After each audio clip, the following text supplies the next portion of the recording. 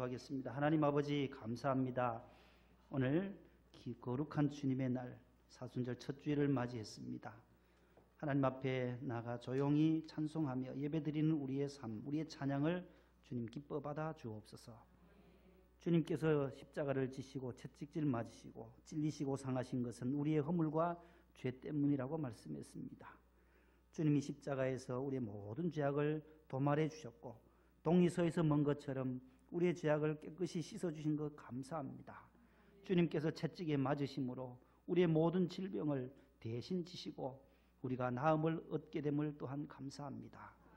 또 오늘 찬양하신 우리 은퇴 안수 집사님들, 하나님 교회를 위해서 평생 충성 헌신하신 집사님, 안수 집사님들이시옵니다.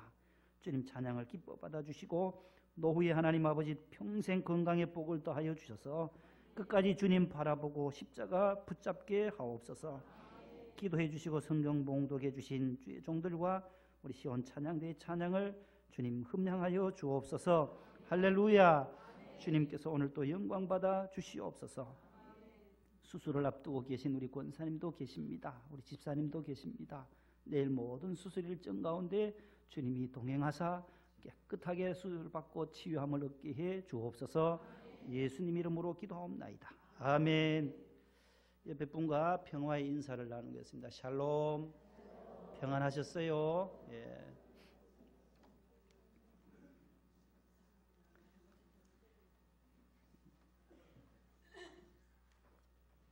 다시 한번 인상 쓰지 말고 인사해 봅시다. 예.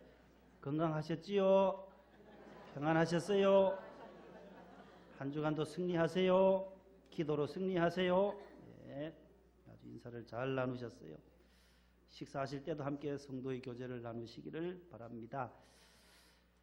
어제 새벽 기도 마치고 밑에서 중보기도회 후에 식사하는데 또 유치부 부장님이 또 퀴즈를 내요. 손주를 만났대요. 형님이 돌아가셔서 대전을 다녀왔는데 갔더니만은 또 손주가 아재 개그를 내더래요. 손주가 지난번에 그 손주예요. 사과가 10개 있는데 7개 먹었어요. 할아버지 몇 개 남았게요? 했던 그 손주예요. 몇 개 남았게요? 사과가 10개 있는데 7개 먹으면 몇 개 남았어요? 손주가 그러더래. 7개 남았대요. 왜 3개 아니냐 하니까 먹는 게 남는 거예요 하더라고요. 그 손주가 문제를 내더라는 거예요. 그 손주가. 그래서 할아버지 중국집에 갔는데 만두가 나오잖아요. 할아버지. 그 만두를 영어로 뭐라고 하게요? 하더래요. 만두 잘 모르거든요. 영어로 잘 몰라요. 그러니까 손주가 하는 말이 서비스예요. 영어로 서비스래요. 무슨 말인지 아시겠어요? 이 답을 알고 나면 허전한 게 그게 아재 개그인가 봐요.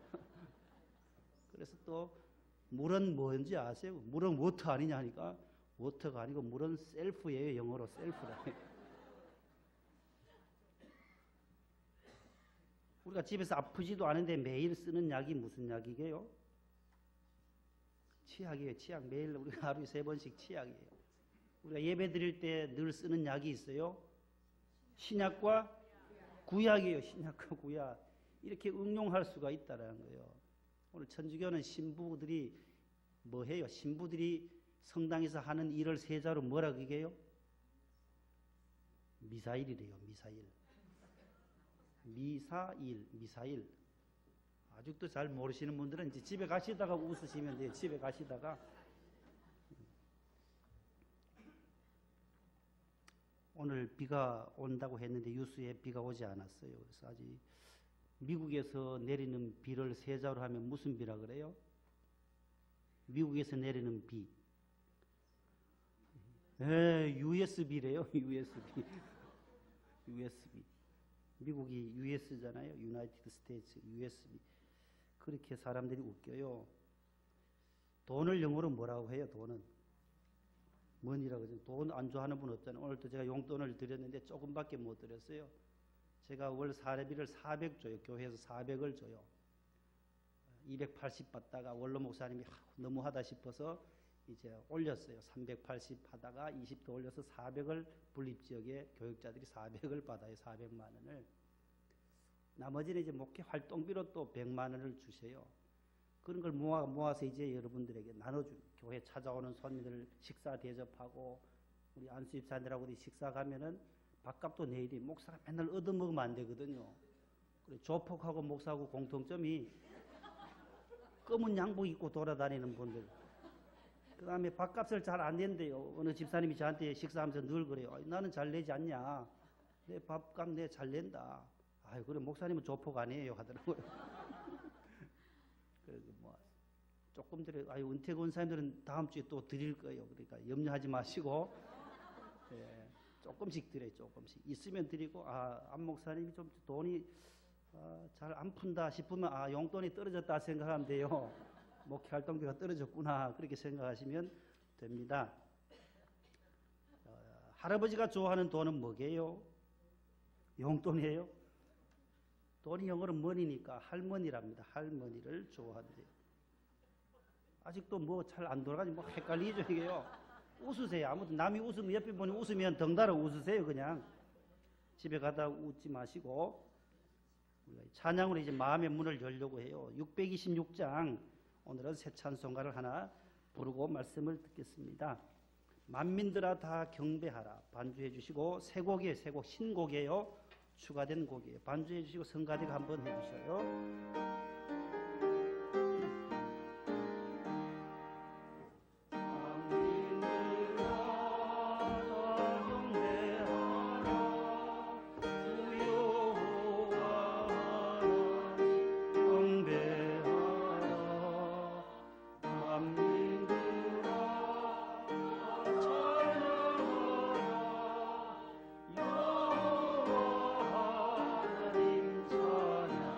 같이 봅니다. 만민들아 만민들아 다 경배하라 주 여호와 하나님 경배하라 만민들아 다 찬양하라 여호와 하나님 찬양 한 번만 더요. 만민들아 만민들아 다 찬양하라 주 여호와 하나님 경배하라 만민들아 다 찬양하라 여호와 하나님 찬양하라.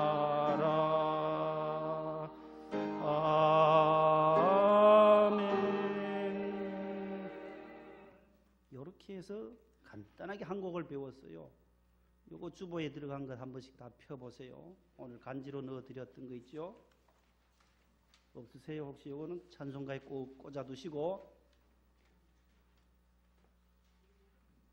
우리 목동 명성교회만 이게 있는 거예요. 어느 교회 가도 제가 찾아볼 수 없는 곡이에요. 자, 찬송가 645곡을 분류하는 가운데 똑같은 곡이 있다. 지금 계속 우리가 배워서 10번까지 왔어요. 지난주에 8번까지 배웠어요. 8번까지. 곡이 똑같으니까 한 곡만 알면 두 곡을 다 알 수 있는 곡이니까 그대로 부르시면 돼요.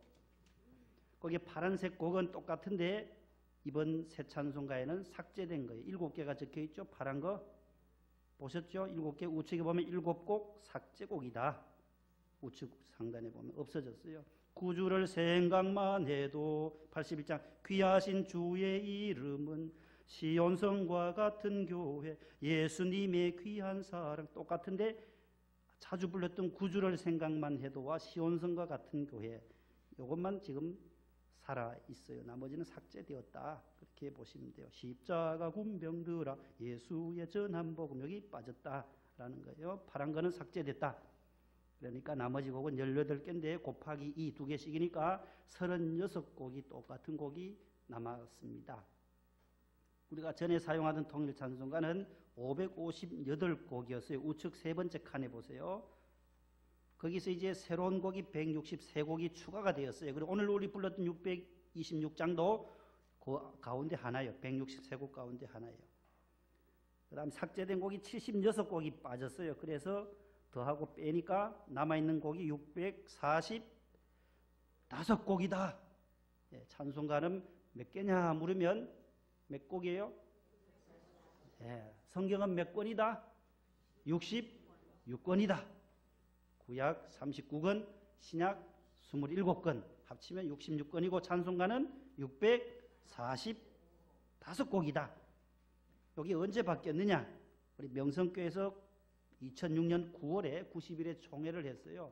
그 당시 총회장님이 우리 이광선 목사님이셨는데 그때 총회 결의하고 새 찬송가로 우리가 그 다음 해에 바꿔서 지금까지 오게 됐고, 그 다음에 개역 개정 성경은 98년도에 소망교에서 열렸던 83회 총회에서 유이용 총회장님 때에 바뀌어져서 오늘까지 우리가 개역 개정 성경과 통일 찬송가에서 새 찬송가로 바꾸어서 부르고 있습니다. 그래서 오늘은 11번에 가보면 똑같은 곡이 웬 말인가 날 위하여, 웬일인가 내 형제여, 똑같은 곡인데 오늘 사순절 찬송가도 딱 맞아 떨어졌어요. 143장 1절만 불러봅니다.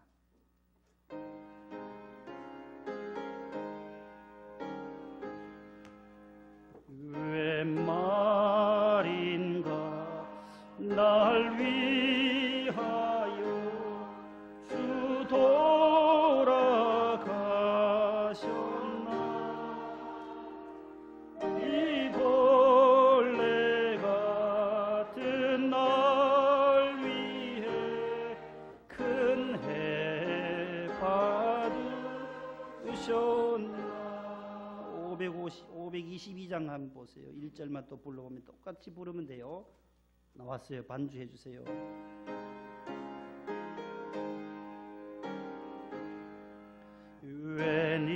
웬일인가 내 형제여 주 안에 있다가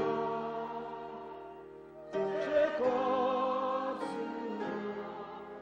지옥 형벌 너도 받겠구나. 똑같은 곡이니까 그렇게 집에서 부르시면 은혜가 될 것입니다. 따라하십시다. 오늘 제목입니다. 어떻게 나를 아시나이까? 요한복음 1장에 있는 오늘 본문에 있는 말씀에 그대로 48절에 있는 어떻게 나를 아시나이까? 우리가 3대 철학자 하면 베이컨과 데카르트와 또 하나 칸트를 얘기해요. 베이컨은 영국 태생이고 경험주의자, 아는 것이 힘이다. 아주 큰 명제를 말했죠. 데카르트는 합리론의 창시자예요. 프랑스 사람인데 나는 생각한다, 고로 내가 존재한다. 그 명제를 말했던 철학자잖아요. 근데 독일에서 또 하나 철학자가 있어요. 임마누엘 칸트에 대한 얘기예요. 앞에 한번 보시면 임마누엘 칸트라는 분이 나와요. 이분은 관념론의 창시자인데 이분의 아버지에 대한 하나의 일화입니다. 그의 아버지가 블라디 셀리시아라고 하는 고향으로 말을 타고 가고 있었어요. 칸트의 아버지가. 가던 중에 깊은 숲속에서 강도를 만나요. 강도를. 여러분 강도 만난 적이 혹시 있으신지요? 강도. 말도 빼앗기고 가지고 가던 모든 소유를 다 빼앗겼어요. 강도들한테. 저는 고등학교를 딱 졸업하고 예천 시골에서 1983년도에 광진구 광장동, 지금의 광나루에 있는 장신대를 오게 됐어요. 저는 그 당시에만 해도 서울의 대학이 서울대, 연세대, 고대, 장신대 요 4개만 있는 줄 알았어요. 신학대가 많지만 지방에도 있고 신학대가 있으니까 연고대, 서울대, 신학대 중에도 장신대밖에 없는 줄 알았어요. 와보니까 서울의 대학이 너무너무 많아요. 근데 장신대를 다닐 텐데 첫 학기 83년도에 고등학교 졸업한 20살 이 젊은 사람이 3월 말에 이제 고향에 기숙사 살다가 고향에 한번 용돈 타러 이제 가야 되니까 돈이 거의 다 떨어지니까 한번 고향도 가고 부모님 얼굴 뵈러 가려고 했거든요. 그때 573이 있어요. 신장에서 나와서 화이자 앞으로 광장동으로 와서 저 우리 군자동으로 가서 동대문으로 도는 573 버스가 있었어요. 그 버스를 타고 신설동에 내렸어요. 572번, 573번이 늘 그리로 다녔던 건데 거기 내려서 청량리역으로 가서 중앙선을 타고 영주에 내려서 예천으로 가려고 했는데 딱 지갑에는 5,000원밖에 없었어요. 회수권이 있고 그때는 토큰이 아니고 대학생들에게는 10장씩 이렇게 회수권을 팔더라고요. 회수권. 들어보셨나요? 회수권. 탈 때 이렇게 한 장씩 찢어가지고 그거 넣으면 돼요. 운전수 옆에다가. 그래 딱 내려서 이제 청량역 쪽으로 가는데 그 제기 파출소 옆에 그 골목에서 두 청년이 나타나는 거예요. 저보다 나이가 훨씬 위더라고요. 머리는 노랗게 물을 들인 두 청년인데 오더니만 부르는 거예요. 저를. 어디 가냐고. 어디 학교 다니냐고 자꾸 물어요. 나 저보고 길을 묻는 줄 알고 따라갔죠. 가더니만 구석으로 몰고 가는 거예요. 골목길로. 서울 와서 처음 당하는 일이에요. 아차 싶더라고요. 중학교, 고등학교 73년도부터 보던 수사반장 최보람 씨가 생각나는 거예요. 네? 전운 씨가 하는 수사본부, 113 수사본부 있잖아요. 전운 수사본부장이 있어요. 전운 퉁퉁하신 분. 조경환 씨, 뭐 남성호 씨, 김상수, 김형사, 서형사 하면서 오지명 씨도 있고 그때 다 그 형사들이었거든요. 그걸 많이 봤어요. 아유, 서울이 이런 데인가 보구나. 이거 잘못 걸렸구나. 이거 또 돈 달라고 아니겠냐 싶었는데 아니나 다를까 뒤에서 목을 한 명이 쪼드리면은 돈 내놔 이 색 막 욕을 하는 거요. 돈을 내놓으라는 거요. 참 기가 막힌 거요. 야, 이럴 때는 어떻게 해야 되나. 기도해도 안 되고 줘야 되겠구나. 잠시 기도해도 줘야 되겠구나. 지갑을 꺼냈어요. 주면서 제가 2,000원을 깎았어요. 2,000원을 좀 깎아달라고. 뭐 이런 놈이 있나 있기 또 막 욕을 하는 거요. 깡패가 달라고 하면 다 줘야 되는데 2,000원을 깎는 놈 처음 봤다는 거예요. 깎아야 제가 타고 고향이라도 가지. 결국 다 뺏겼어요. 다 뺏기고 회수권 남은 거 가지고 다시 타고 기숙사로 돌아왔어요. 돌아오니 경상북도 안동시에서 온 신학생이 하나 있어요. 우리 권용석이라는 친구인데 제2의 김삼한이다. 그런 별명을 가진 사람이에요. 목사님하고 생긴 게 똑같아요. 빼빼 마르고 말씨도 입도 튀어나오고 입도 크고 똑같아요. 모든 신학생들이 너는 제2의 김삼한이다 하면서 막 신학교 기숙사에서 별명이 그렇게 났던 친구인데 저보다 몸도 더 호리하고 빼빼 말았던 친구가 기숙사 와서 내가 이렇게 해서 돈 뺏기고 왔다니까 하는 말이 이 병신 같은 놈 하면서 또 그걸 뺏기고 오냐고 그러면서 막 야단을 치는 거예요.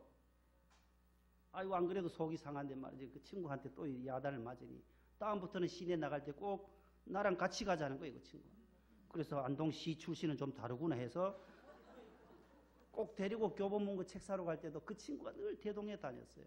가장 친한 친구였는데 요 고척교에서 목회하다가 부목사로 있다가 과로로 새벽에 일어나는데 4시에 일어나는데 심장이 스톱이 된 거예요. 그래서 벌써 오래전에 돌아가셨어요. 천국 갔어요. 그래서 고척교회 조목사님하고 다 와서 안동 와서 버스 3대가 와서 장례를 치렀는데 너무 안타까웠어요. 부목사가 하던 일을 혼자 다 연말되고 너무 많이 쌓이니까 이게 과부하가 걸린 거예요. 심장이 그대로 그냥 새벽에 스톱이 돼서 천국 갔는데 아무튼 이런 강도를 만날 때에 아주 참 당황스럽거든요. 당황스러워요. 다 뺏겨요. 이 칸트 아버지가 지금 그런 지경이에요. 다 뺏기고 말까지 뺏기고 도망가던 중에 도망가다 보니 나는 생명은 찾았으니 너무 기뻐서 줄행랑을 친 거예요. 다 도망가다 보니 이 팔에 뭐 묵직한 것이 느껴지는 거예요. 뭐가 달려있더라는 거예요. 그래서 보니까 안 빼앗긴 것 하나가 있더라는 거예요. 이게 전부냐 하면서 전부 다 바치고 말도 빼앗겼는데 또 이게 뭐가 있더라는 거예요. 이 칸트 아버지가 다시 그것을 들고 이 작은 금덩이를 늘 가지고 다녔는데 그 금덩이를 들고 다시 강도들한테로 쫓아가는 거예요. 찾아가는 거예요. 찾아가서 강도들에게 말해요. 아까 내가 말한 것은 진실이 아니다. 내가 전부라고 했는데 겁이 나서 얼떨결에 대답했다. 여기 금덩이 하나 더 있다라고 강도들 앞에 딱 내어놓는 거예요. 그 순간 강도들이 뭐 이런 강도짓을 그렇게 해봐도 이런 사람 처음 봤거든요. 이 사람 정말 이런 사람 것을 우리가 빼앗으면 우리 생명이 재수없게 빨리 이 강도들이 들통날 거다. 저들이 깨닫고 그 모든 빼앗았던 말과 소유를 다 칸트 아버지에게 돌려주었다는 얘기예요. 그리고 자기들은 강도들이 도망가서 지금까지 소식이 없다는 거예요. 이게 나와요. 예화에 나와. 여러분 인터넷 치면 칸트 아버지 일화를 치면 이게 나오는 거예요. 이 이야기는 바로 진실이 뭐냐라는 거예요. 이 시대에 이런 사람들을 우리는 바보라고 하고 실성한 사람이라고 말할 것이지만, 그러나 사실은 이런 사람이 가장 위대한 사람이라는 거예요. 그런데 우리를 슬프게 하는 것은 바로 이런 것들이죠. 무엇을 잘못했을 때에 사실은 제가 이렇게 해서 잘못했습니다 하면 되는데, 그렇게 고백해버리면 좋겠는데 끝까지 아니라고 우기다가 쇠고랑을 차고 교도소로 가는 일이 비일비재하잖아요. 그래서 참으로 우리가 답답하고 마음 아픈 얘기들이 주변에 일어나고 있는 것입니다. 뭐니 해도 진실만큼 무서운 힘이 없습니다. 진실만큼 강한 용기도 없습니다. 진실한 사람에게는 지혜로운 사람이 따르게 되어 있어요. 똑똑한 척 해봐도 거짓이라고 하는 것은 참으로 어리석은 일이지요. 여러분, 순교자가 어떤 사람입니까? 순교자, 마터라고 하는 이 순교자라는 것은 진실 하나만을 위해서 자기 생명을 바치는 사람, 그 사람을 우리는 순교자라고 말해요.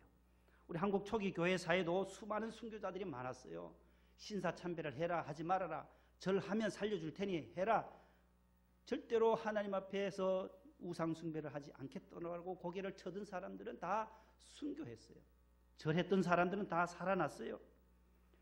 초대교회 시대에도 로마 황제의 화상을 그려놓고 그 앞에, 로마 황제 앞에 절하면 살려줄 것이고 안 하면 죽인다고 할 때에 나는 크리스찬이다라고, 절대로 절할 수 없다라고 해서 수많은 그리스도인들이 사형을 당하게 된 것이죠. 순교하게 된 것입니다. 여기 유명한 순교 이야기가 있습니다. 폴리캅 감독에 대한 이야기예요. 목사 제도가 이전에는 감독 제도였어요. 예수님의 제자, 사도, 감독, 목사 이렇게 오는데 지금도 감리교는 감독이에요. 김홍도 감독님, 김선도 감독님 하는데 목사님이라고 보면 돼요. 폴리캅이라는 목사님이 계셨어요. 감독이 계셨는데 에베소, 빌라델피아, 사대, 서머나 교회, 초대교회 그 소아시아의 7교회 중에 하나가 서머나 교회거든요. 따릅시다. 서머나. 그 교회의 총감독이었던 폴리캅이 너무나도 존경을 많이 받았어요. 그 지역에서 존경받던 인물이었는데 총독이 와서 죽이라는 거예요. 사형시키라는 거예요. 그것도 화형시키라는 거예요. 화형대에 메어 달려서 그분도 마음이 아픈 거예요. 사정하는 거예요. 로마 총독이 와서 당신 부인만 해라. 예수님만 부인해라. 예수 안 믿겠다고 거짓말 한번 해라. 한번 거짓말하고 다시 살아나서 딴 데 가서 나 다시 예수 믿는다고 하면 되지 않냐? 그때에 저는 화형대에 서서 서머나 감독이었던 폴리캅이 한 말이에요. 당시 86세였는데 내 80평생 나가지요? 나에게 거짓말을 하신 일이 없습니다. 고로 나도 거짓말을 할 수 없습니다.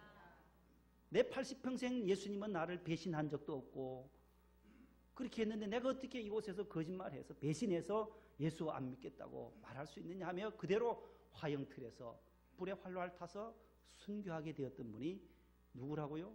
폴리캅이에요. 폴리캅 감독이에요. 보세요 여러분, 이렇듯 한마디의 진실을 위해서 생명을 바치는 것이 바로 순교자요 순교적 신앙입니다. 참으로 이 시대는 진실한 사람이 아쉬운 시대이지요. 그저 누가 안 보면 뭐든지 다 가지려고 하고 속일 수만 있다면 다 속이려는 그러한 심보를 가지고 있기에 세상이 이렇게 시끄러운 것입니다. 오늘 본문 말씀을 보면 예수님의 제자가 한 분이 나타나요. 그의 이름이 따라합시다. 빌립은 베드로와 안드레와 똑같은 동네에 한 동네에 살았어요. 따라합시다. 벳세다 하면 예수님이 오병이어를 일으켰던 그 들판이 있는 그 동네가 벳세다 들녘이에요. 벳세다 사람인데 빌립이 예수님의 제자가 나를 따르라 해서 예수님의 제자가 됩니다. 베드로와 안드레, 야고보, 요한, 빌립과 바돌로메, 도마까지 가룟 유다까지 12명의 제자 가운데 빌립이 포함됩니다. 그래서 빌립이 예수님을 만나고 나서 내가 예수님 만났어. 메시아 만나서 한번 와봐. 그런데 이 나다나엘은 믿지를 않아요. 나사렛에서 무슨 선한 것이 날 수 있냐고.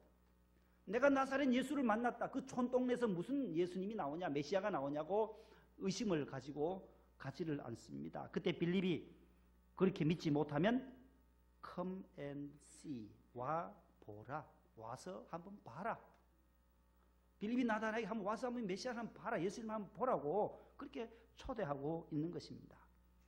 그때 나다나엘은 의심을 극복합니다. 그래서 더 적극적으로 긍정적으로 행동해서 예수님 앞에 나옵니다. 나올 때에 47절 한번 띄워주세요. 예수님이 나다나엘을 보고 하신 말씀이에요. 다 같이요. 예수께서 나다나엘이 자기에게 오는 것을 보시고 보라, 이는 참으로 이스라엘 사람. 예수님이 그를 보고 이는 참으로 이스라엘 사람이다. 그 속에 간사한 것이 없다고. 그때 나다나엘이 예수님께 말합니다. 48절 다 같이요.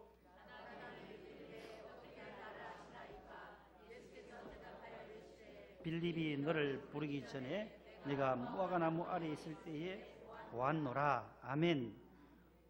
저기서 오늘 제목이 나온 거예요. 어떻게 나를 아시나이까? 메시아이신 그리스도께서 어떻게 나를 아시는지. 참 이스라엘 사람이라고. 너의 속에는 간사함이 없다. 너는 진실한 사람이다. 정직한 사람이다. 여기 간사함이 없다는 것은 간음함도 없고 순수한, 포도주가 섞이지 아니한, 혼합되지 아니한 순수한. 설렁탕에도 진국이 있잖아요. 푸주옥 가면요, 프리마도 안 섞고 우유도 안 넣고 24시간 계속 꽈는데요. 푸주옥 여기 설렁탕 있잖아요.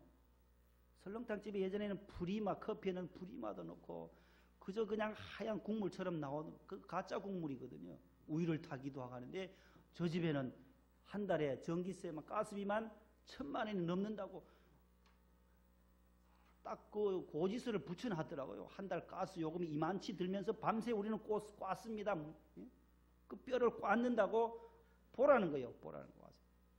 진짜 이거는 진국물입니다 하면서 그렇게 보여주는 거예요. 즉 간사함이 없다는 말이 그런 거예요. 진국이다. 저 사람 진실한 사람이다. 예수님이 그렇게 나다나엘을 칭찬하고 계시는 거예요. 빌립이 너를 부르기 전에 너가 무화과 나무 아래에 있는 것을 내가 예수님이 보았다라는 거예요. 여러분, 무화과 나무는 잎이 넓어요. 그래서 그 그늘 광야의 뜨거운 햇빛을 피할 수 있는 곳이고 거기에서 쉬면서 묵상하고 명상하고 기도하는 자리가 바로 무화과 나무 아래인데 오실 메시아를 기다렸던 나다나엘이 거기서 무화과 나무 아래에서 기도하는 것을 예수님이 먼저 보셨다라는 거예요. 알고 계셨다라는 거예요. 너가 무화과 나무 아래에서 명상과 묵상과 기도의 삶을 사는 것, 기도의 자리를 지키는 것을 내가 보았다 하니까 깜짝 놀라는 거죠. 칭찬과 인정해 주시는 그 예수님의 그 모습에 나다나엘은 고백하는 거예요. 이분이 메시아이구나. 이분이 메시아. 진실로 이분이 메시아이구나.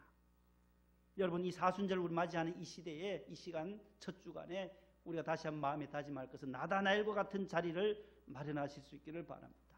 기도의 자리, 묵상의 자리, 명상의 자리, 예배의 자리를 우리는 놓쳐서는 안 된다는 거예요. 오늘날 현대인들이 너무나도 바쁩니다. 바삐 스케줄이 돌아가서 정신이 없어요. 이것도 해야 되고 저것도 해야 되고. 가정주부들도 집에서 노는 것 같지만 놀지 않아요. 남편들은 집에서 뭐 하냐고. 늘 그렇게 핀잔 줘도 가정에서 하는 일들이 많아요. 남편 밥 해드려야죠. 아이들 밥해서 학교 씻어 보내야죠. 보내고 나면 청소해야죠. 빨래해야 되죠. 설거지해야 되죠. 하루 종일 해도 가사 일은 계속해서 일어나는 거예요. 남편들도 남편들대로 직장 가면 대인 관계나 직장의 상사와 뭐 관계 속에서도 하는 일들이 많아서 내가 더 큰 일을 하는 걸로 남자들은 또 생각하는데 그렇지 않다는 거예요. 부인들도 부인 나름대로 고생하는 거예요. 자녀들을 가사 일을 하면서 자녀들을 기르고 남편은 또 직장에 나가서 직장 일을 하면서 모두 함께 고생하는 것은 똑같다라는 거예요. 누가 많이 고생하고 누가 적게 고생하는 것이 아니다라는 거죠. 정신없이 바빠 돌아가는 이 현대 시대에도 우리가 지켜야 할 그 자리, 예배의 자리, 기도의 자리는 우리 스스로 만들어야 한다는 거예요. 가정에도 골방이 있어야 되고 직장에서도 잠시 기도할 수 있는 것, 잠시 성경이라도 쪽복음이라도 작은 것 가지고라도 한 구절 읽고 묵상할 수 있도록 사순절 묵상집이 나와 있어요. 그걸 들고 다니면서도 한 번이라도 말씀을 한번 읽고 주님 십자가를 묵상하는 그러한 절기가 되실 수 있기를 바랍니다. 무화과 나무가 있어야 한다는 거예요. 오늘 또 교회가 여러분들의 무화과 나무가 되기를 바랍니다. 여러분들의 가정이 무화과나무 아래가 되기를 바랍니다. 직장이 여러분들의 무화과나무가 되기를 바랍니다. 만약에 나다나엘아 너가 경마장에 있는 것을 내가 보았노라 그렇게 하셨더라면, 너가 유흥업소에서 술 한잔 하는 것을 내가 보았노라, 이 사순절에 우리가 있어야 할 자리 너가 어디 있어야 하느냐, 너가 도박장에 있는 것을 내가 보았노라 이렇게 하면 이거는 칭찬이 아니라 우리에게 수치를 주는 예수님의 질문이잖아요. 우리는 우리가 있어야 할 자리, 아담아 너가 어디에 있느냐 주님이 물으셨던 것처럼 우리가 있어야 할 자리는 바로 무화과 나무 아래, 십자가 아래, 주님의 은혜의 보좌 앞에 나오면 하나님께서 우리의 기도를 들으실 줄로 믿습니다. 너의 기도하는 모습을 내가 보았노라, 그러한 칭찬을 받으실 수 있는 우리가 되기를 바랍니다. 기도와 말씀 묵상과 십자가를 바라보는 사순절이 되시기를 바랍니다. 그때 나다나엘이 대답합니다. 49절 한번 보여주세요. 어떻게 대답하는지 보세요. 시작.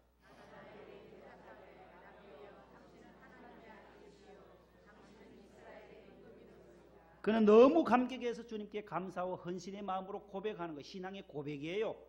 랍비여, 예수님 앞에 선생님이여, 당신은 바로 하나님의 아들이시고, 베드로가 고백한 것 같잖아요. 주는 그리스도시요 살아계신 하나님의 아들이십니다. 처럼 당신은 또 이스라엘의 임금이로소이다. 자기를 그렇게 칭찬해주고 알아주시니까 이 나다나엘이 주님을 향하여 주님 당신이 진실로 하나님의 아들입니다. 나의 구주가 되십니다. 만왕의 왕이 되시고 이스라엘을 구원하실 왕이십니다라고 고백을 하게 되는 것입니다. 이러한 창조적인 변화, 거듭남은 바로 주님이 나를 사랑하고 계신다, 주님이 나를 택해 주심에 대한 그것을 깨닫고 알 때에 우리가 그런 고백을 할 수 있는 거예요. 내가 너를 사랑하노라.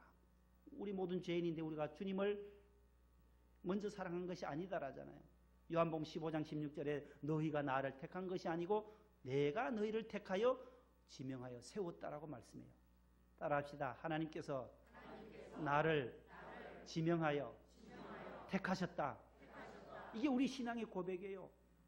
우리 누구가 내가 예수를 믿었다, 내가 믿었다, 아니다. 하나님이 먼저 만세 전부터, 에베소 1장에 보면 창세 전부터 어머니의 복 중에서부터 예정하시고 선택하셔서 하나님의 친아들로 저와 여러분들을 삼아주신 줄로 믿으시기를 바랍니다.